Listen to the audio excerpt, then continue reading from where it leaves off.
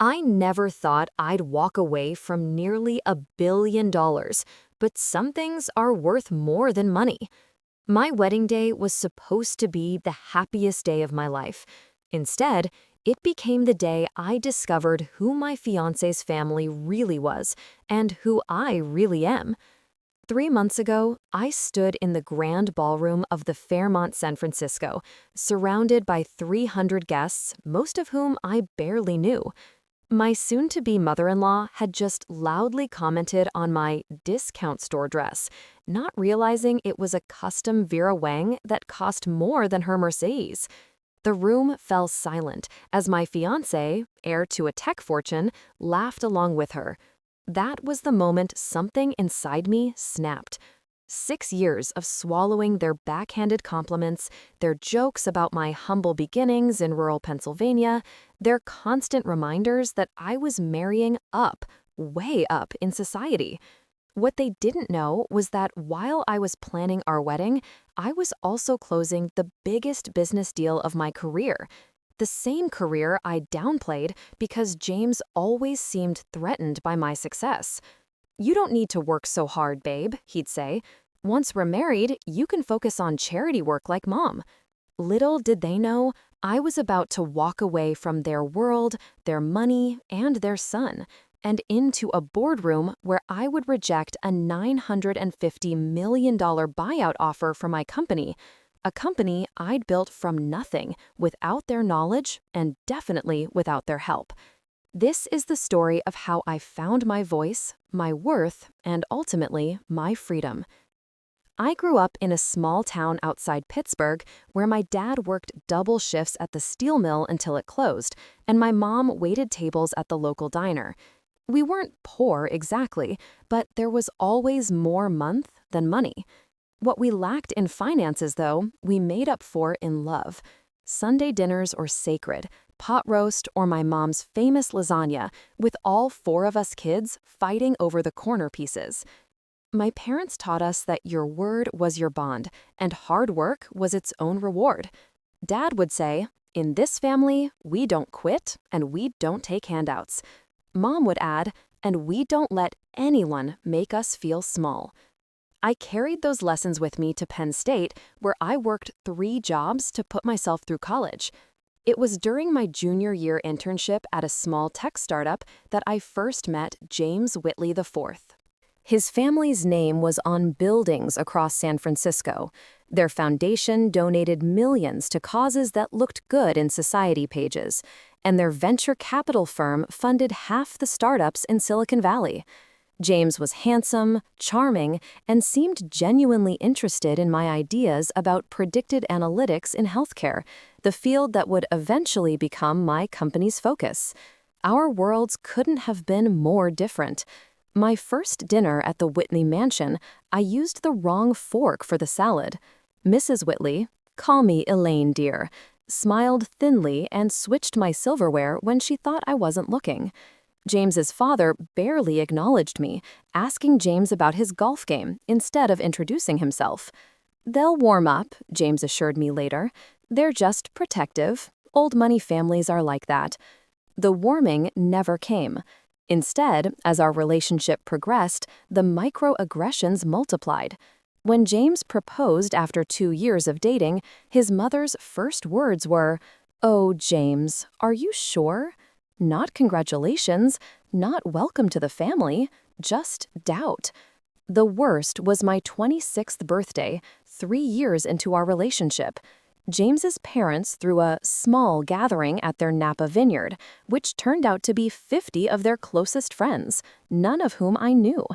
I overheard Elaine in the kitchen telling the caterer, "Nothing too spicy. Sarah's palate isn't sophisticated." Later that evening, James's father cornered me on the terrace. "You know," he said, swirling his bourbon, "James was dating Caroline Astor before you. Her family goes back to the Mayflower. But he chose you, and we respect his idealism." He patted my shoulder like I was a child. "Just make sure you sign the prenup, dear. Family traditions." I smiled and excused myself, then cried in the bathroom for 20 minutes. What the Whitleys never bothered to learn was that while I was playing the part of the grateful girlfriend from humble beginnings, I was building something extraordinary. The predictive healthcare algorithm I developed during graduate school had caught the attention of serious investors. By year 2 of my relationship with James, I had secured seed funding. By year 4, my company MedPredict had gone through 2 successful rounds of funding, and we were working with 3 major hospital systems. I kept it quiet, not just from the Whitleys, but from everyone in our social circle. I used my maiden name professionally and worked remotely whenever possible. It wasn't that I was ashamed, it was that I'd learned early on that James became distant whenever my work came up. "Let's not talk about boring business stuff," he'd say, changing the subject to his father's latest yacht or his mother's charity gala. So I separated my worlds. When I was with James and his family, I was Sarah, the grateful girlfriend turned fiancée who didn't quite fit in but was trying her best. In my other life, I was Sarah Kozlowski, founder and CEO of MedPredict, a rising star in healthcare tech who was revolutionizing preventative care. The grand gesture that would ultimately change everything came in the form of a wedding gift from James's parents. A house. Not just any house, but a $12 million mansion in Pacific Heights, fully furnished and ready for us to move in after the honeymoon. "This way, you'll be right in our neighborhood," Elaine had said, not bothering to ask if we wanted to live there. "I've taken the liberty of redesigning the interior. I know your taste is a bit developing." The secret that would eventually shatter their perfect vision of our future? 2 weeks before the wedding, I received an acquisition offer from one of the largest health insurance companies in the country. $950 million for MedPredict. The irony wasn't lost on me that the amount was almost exactly the estimated worth of the Whitley family fortune. The week before our wedding was a blur of final preparations and family arrivals. My parents and siblings flew in from Pennsylvania, staying at the Four Seasons on James's family's dime, an arrangement that clearly made my dad uncomfortable. My older brother Joe, always protective, pulled me aside at the rehearsal dinner. "You sure about this, Sarah?" he asked, eyeing James, who was across the room, laughing too loudly with his prep school friends. "These people, they're not like us." "It's just wedding jitters," I assured him, though the knot in my stomach told a different story. The rehearsal dinner was at the exclusive Olympic Club, where the Whitleys had been members for generations. My family looked out of place amid the old money crowd, with their genuine laughs and working-class mannerisms. I watched as Elaine visibly winced when my mom mentioned her job at the diner, quickly changing the subject to the governor's wife, who was apparently a personal friend. James's father spent most of the evening ignoring my family entirely, except for one excruciating moment when he cornered my dad by the bar. "Bill, isn't it?" he asked, though we'd met several times. "Tell me, what do you think of the stock market these days? Doing any investing?" The question was deliberately designed to highlight the gulf between them. My dad's retirement fund was modest at best. "Don't much follow it," my dad replied evenly. "I invest in people more than papers." That night in our hotel room, James and I had our first major fight about the wedding. "Your mom changed the floral arrangements again," I said, exhausted. "That's the 3rd time. I specifically wanted peonies because they were my grandmother's favorite." "What's the big deal?" James shrugged. "Mom has excellent taste. Better than that hometown florist you wanted to use." "That hometown florist is my cousin Maggie, and I wanted to include my family in some way since yours has taken over everything else." James sighed dramatically. "My family is paying for this wedding, Sarah. Of course they get some say." "Some say? Your mother rewrote our vows." I could feel my blood pressure rising. "And she uninvited 2 of my friends from college to make room for some senator's wife she wants to impress." "Look," James said, his tone patronizing, "this is how it works in our world. Weddings are social currency. You'll understand eventually." I fell silent, thinking about the acquisition offer sitting in my email. Almost $1 billion. financial freedom, never having to smile politely at another backhanded compliment again. "There's something I need to tell you," I started, but James's phone rang, his father calling about some last-minute groomsman issue. "We'll talk tomorrow," he said, already focused on the call. "Just try to relax and enjoy all this. Do you know how many women would kill to marry into the Whitley family?" The morning of the wedding arrived with picture-perfect San Francisco weather and a text from my company's CFO. "They've increased the offer, $1.2 billion. Need answer by Monday." My hands shook as I typed back, "After ceremony. Will call." The bridal suite at the Fairmont was buzzing with activity. My bridesmaids, the makeup artists, the wedding planner, Elaine's choice, naturally, and Elaine herself, who had arrived uninvited to oversee things. "Sarah, dear," she said, eyeing my simple makeup, "perhaps a bit more contouring? Your face photographs rather full." My sister Marie nearly dropped her champagne glass. "Her face is perfect," she snapped. Of course," Elaine backpedaled smoothly, "just trying to help. Oh, and the photographer mentioned you wanted some photos with your parents before the ceremony?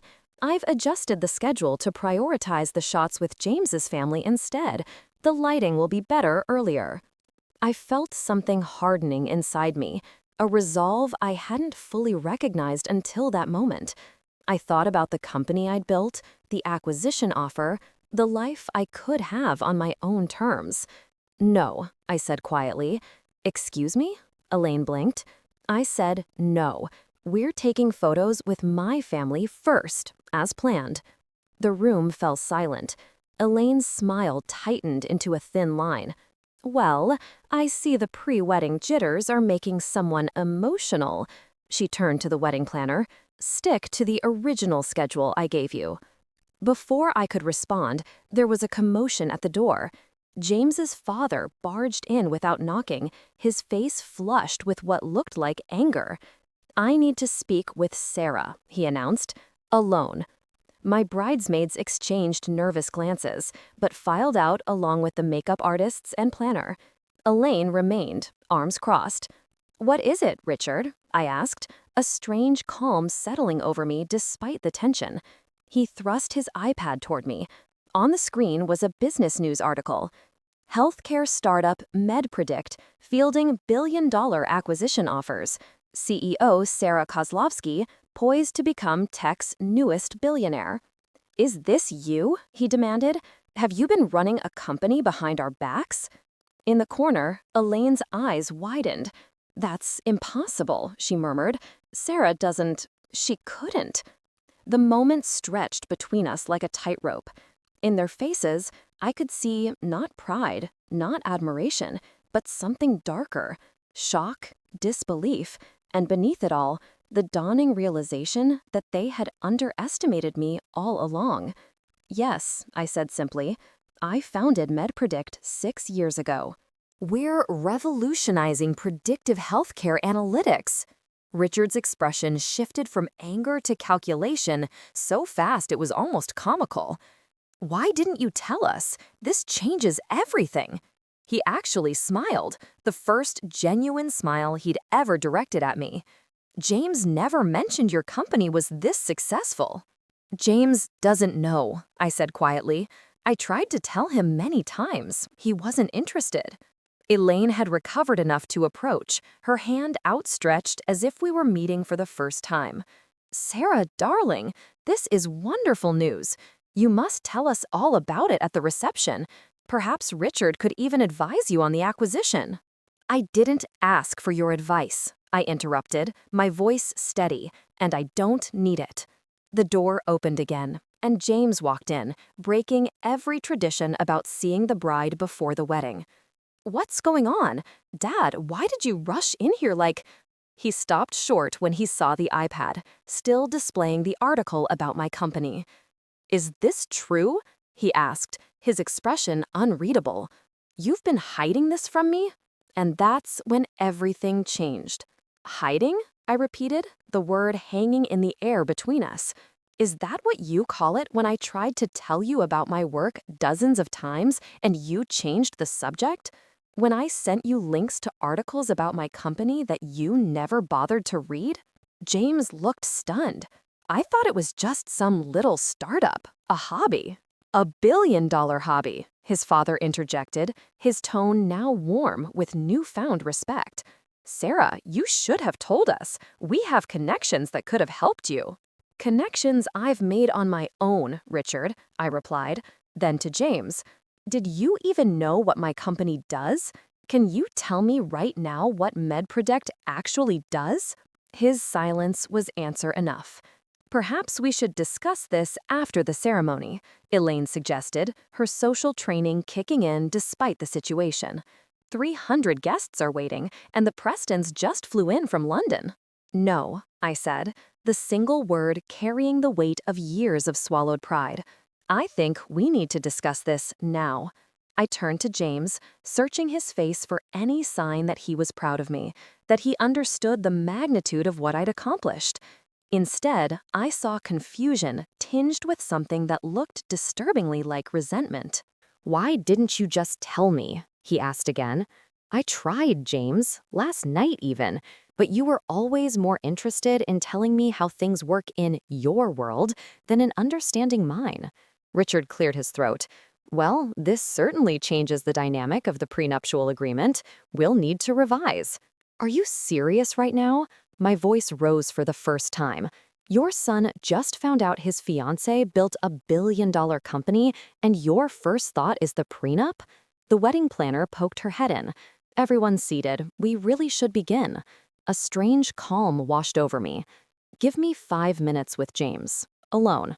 Once everyone left, James paced the room, running his hand through his perfectly styled hair. I don't understand why you kept this secret. Were you testing me? Is this some kind of power play? A power play? I laughed, but there was no humor in it. James, I built something I'm proud of, something that's going to help millions of people predict and prevent serious health conditions. I wanted to share that with you, but every time I tried, you made it clear you weren't interested. Because I thought it was just some little side project. How was I supposed to know it was worth $1 billion? And there it was, the crux of everything wrong between us. The value of my work was only measurable to him in dollars, not in passion or purpose or impact. You weren't supposed to know the dollar amount, I said quietly. You were supposed to care because I cared. We stared at each other, across the hotel suite, strangers in wedding attire. So what now? He asked finally. Do we get married and figure this out later? For a moment, I hesitated. 6 years together, all the plans, the future we'd mapped out. Then I remembered his laughter, joining his mother's at every settled dig, his dismissal of my work, his constant reminders that I was lucky to be entering his world. No, I said, the weight lifting from my shoulders as I spoke. I don't think we do. 20 minutes later, I walked into the grand ballroom, not down the aisle, but from the side entrance. 300 guests turned to look at me in my Vera Wang gown, confusion evident on their faces as I took to the microphones set up for the ceremony. Thank you all for coming today, I began, my voice surprisingly steady. I'm afraid there's been a change of plans. There won't be a wedding today. A collective gasp rippled through the room. In the front row, my parents exchanged glances, my father half rising from his seat. For those who don't know me well, which, looking around, is most of you, my name is Sarah Kozlovsky. For 6 years, I've been in a relationship with James, and for just as long, I've been building a healthcare technology company called MedPredict. Murmurs spread through the crowd. I spotted several of James's family friends on their phones, no doubt Googling me and my company in real time. This morning, I received a $1.2 billion acquisition offer for that company. It should have been one of the happiest moments of my life, right up there with getting married.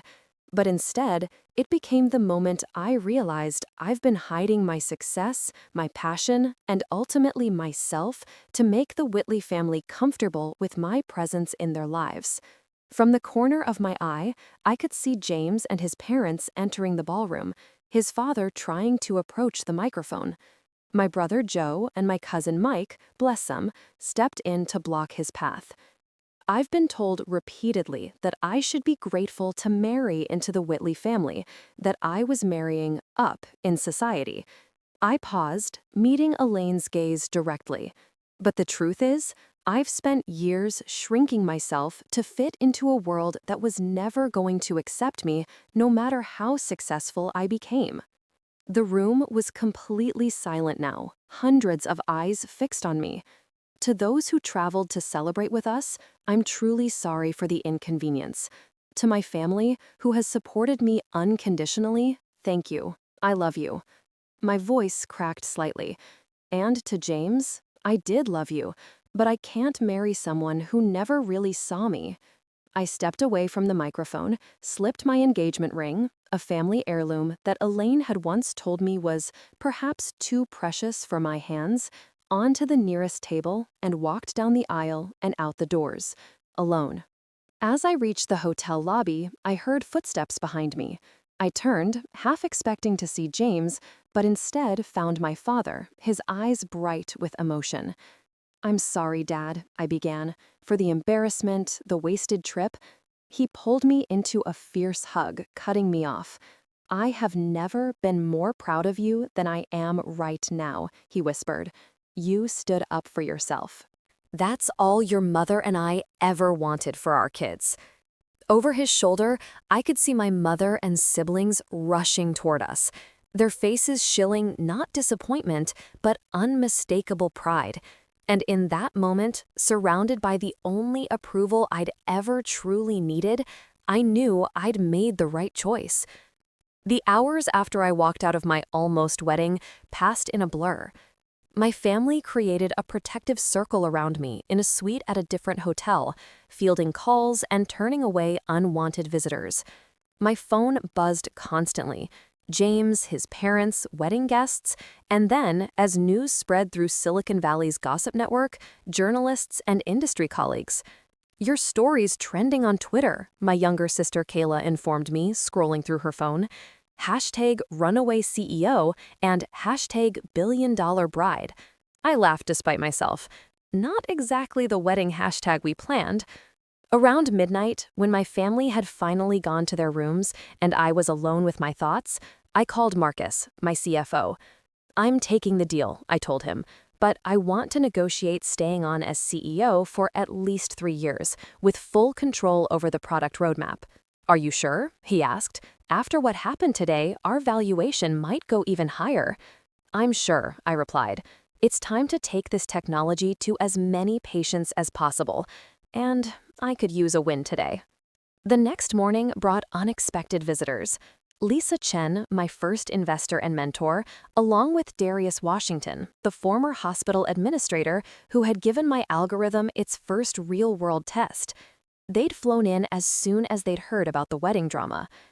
"We're your real board of directors," Lisa joked, ordering room service breakfast for all of us. "And we vote that you take a vacation before signing anything." "I've already decided to take the deal," I told them. Darius leaned forward. "Sarah, listen, before you do that, there's something you should know. Jackson Health Partners reached out to me last night." My heart skipped. Jackson was the largest healthcare provider network in the country. "They've been watching MedPredict for months," he continued. "They don't want to buy you. They want to partner. Nationwide implementation, revenue sharing, and you stay independent.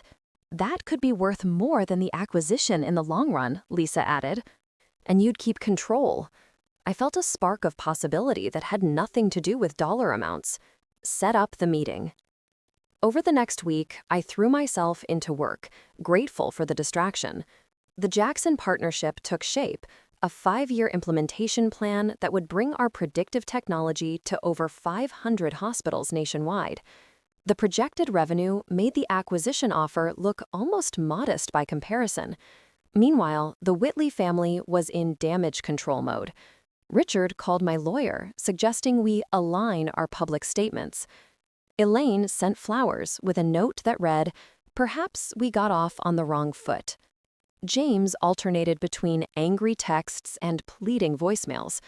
10 days after the non-wedding, I agreed to meet James at a neutral location, a quiet coffee shop in Oakland, far from his usual haunts.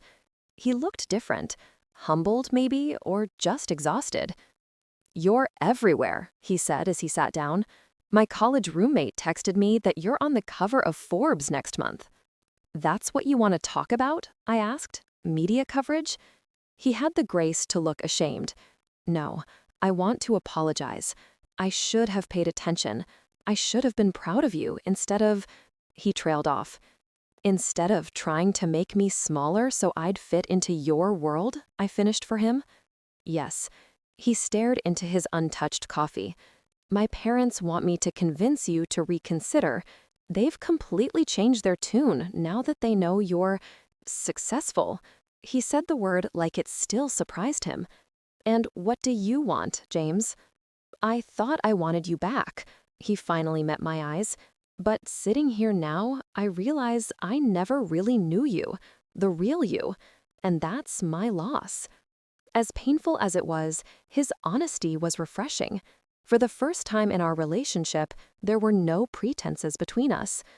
"I loved parts of you," I told him gently, "but not the parts that needed me to be less than I am." We parted with an awkward hug and the knowledge that some bridges, once crossed, can't be uncrossed. The $12 million Pacific Heights mansion, the Whitleys' wedding gift, became an unexpected sticking point. Elaine called personally to inform me that while the house had been purchased in my and James's names, the family would appreciate its return. My lawyer advised that legally it was half mine. "You could fight for it," she said. Instead, I proposed a different solution.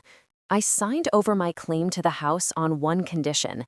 The Whitleys would donate it to be used as a transitional housing facility for young women entering STEM careers. Richard and Elaine, still navigating the social fallout of our canceled wedding, could hardly refuse such a public-facing charitable gesture. The greatest surprise came 3 weeks after the non-wedding. I was having dinner with my parents, who had extended their stay in San Francisco to support me, when my mom mentioned running into someone unexpected. "I saw James's grandmother at the farmer's market," she said casually. "The one who couldn't travel for the wedding? Lovely woman, nothing like the rest of them."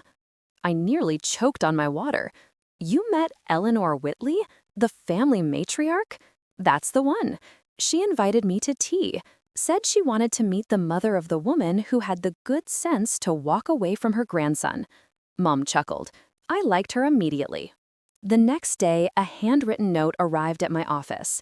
"Dear Miss Kozlowski, my grandson and his parents have always confused wealth with worth.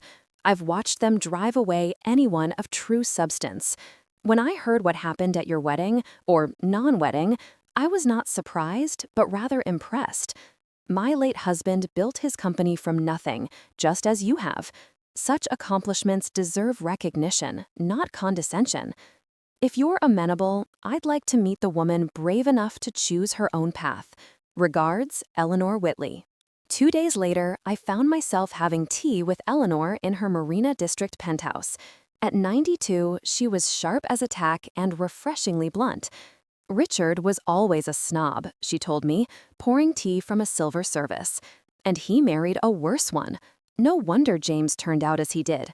She fixed me with a penetrating gaze. "But that's not why I asked you here." She explained that before marrying into the Whitley family, she had been an accountant, one of the few female CPAs in San Francisco in the 1950s. I gave it up because that's what was expected then, my biggest regret. Then she shocked me by sliding a folder across the table. Inside was documentation for a foundation, the Eleanor Whitley Fund for Women in Technology, with a $50 million endowment. "I'd like you to serve as its first chairperson," she said. "Help me identify young women with promise, particularly those from backgrounds that society underestimates. Girls like you were." The irony wasn't lost on me that the one genuine connection I would make with the Whitley family would come after leaving it behind. 6 months later, MedPredict's implementation with Jackson Health Partners was exceeding all projections. Our algorithm had already identified early-stage conditions in thousands of patients, potentially saving hundreds of lives. The work was more fulfilling than any acquisition payday could have been. My parents decided to retire early, accepting my gift of a comfortable house in Sonoma County, close enough to visit often, but far enough from San Francisco to maintain their privacy. My dad started woodworking, and my mom volunteered at a local hospital, not because they had to, but because they wanted to. Through Eleanor's foundation, I mentored young women from backgrounds similar to mine, girls with big ideas but limited resources. Watching them grow into their potential healed something in me that the Whitleys had damaged. As for James and his parents, they eventually stopped trying to contact me. I heard through Silicon Valley gossip that James had moved to their London office, and Richard had added diversity initiatives to the Whitley Foundation's mission statement, a PR move that made me smile ruefully. The strangest consequence came in the form of an unexpected alliance. Elaine Whitley, perhaps seeking redemption or just good press, became one of the most vocal supporters of the transitional housing project in the mansion that would have been my marital home. We found ourselves at the same fundraiser, months after the non-wedding. "You've done well for yourself," she said stiffly when we were momentarily alone. "I always had," I replied. "You just couldn't see it." She nodded, accepting the truth of it. "For what it's worth, I was wrong about you." It wasn't an apology, but from Elaine Whitley, it was the closest thing to one I would ever get. The unexpected twist in my story came not from any Whitley, but from within my own company. Marcus, my CFO, and one of my earliest employees, had been by my side through every phase of MedPredict's growth. In the aftermath of my canceled wedding, he had been my rock professionally, never once mixing business with personal matters. Until one evening, working late at the office, he finally asked the question that had apparently been on his mind for months. "Why did you never tell me about the Whitleys, about how they treated you?" I looked up from my laptop, surprised. It was personal. I kept those worlds separate. "You shouldn't have had to," he said simply. And in those 5 words was a world of understanding that James had never managed in 6 years.